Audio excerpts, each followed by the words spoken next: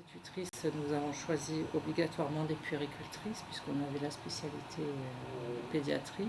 On avait fait un affichage de poste et on a retenu des puéricultrices qui avaient le meilleur parcours, un parcours diversifié au niveau des soins, le jour, la nuit, différentes spécialités, voilà, suffisamment d'ancienneté et qui avaient fait leur preuve dans les services où elles étaient passées. Et puis qui avaient des qualités d'enseignement parce que c'est vraiment nécessaire aussi. Elles ont montré la nécessité du poste. On s'est posé la question, franchement, au départ, parce que ce qui était demandé, c'était presque un niveau de connaissance au niveau du cadre supérieur de santé, c'est-à-dire la connaissance des différents services, des pathologies, des prises en charge un peu de l'ensemble des services, de pédiatrie ou de chirurgie. C'est de vraies collaboratrices pour les cadres de santé qui souvent jouaient ces missions d'encadrement des étudiants, de suivi des stages, etc. Et on ne peut plus se passer d'elles. Et maintenant, en plus, on a demandé qu'elles interviennent aussi sur l'encadrement des élèves puéricultrices.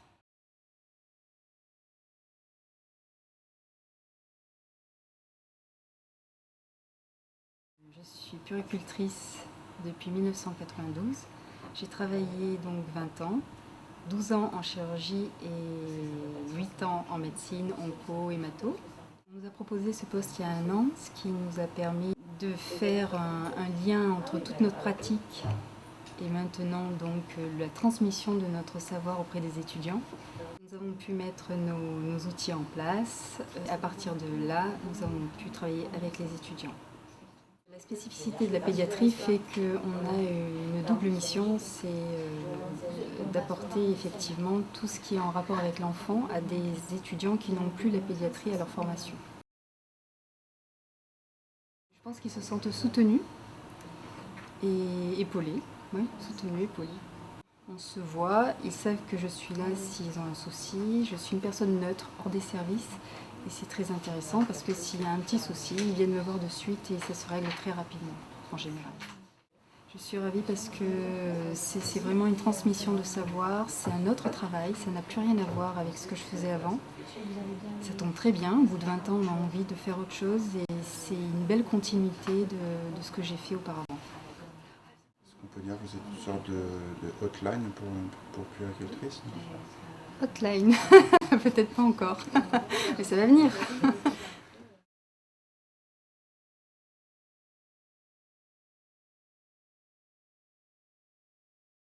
Pour avoir effectué l'école de puère après avoir travaillé une dizaine d'années en service, évidemment ça m'a énormément apporté.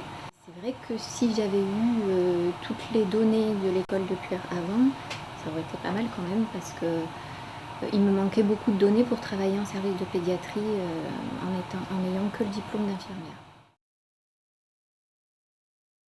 Après une certaine expérience, l'envie de transmettre mes savoirs, mais surtout une certaine qualité dans les soins,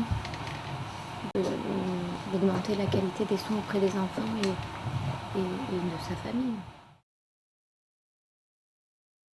Ah oui, pour aller plus vite dans ma formation, pour pallier à mes difficultés et aller plus vite. Et j'aurais eu beaucoup à faire sur la qualité de mes soins à l'époque où j'étais étudiante et dans mes premiers services où j'étais en tant qu'infirmière. Merci. Merci.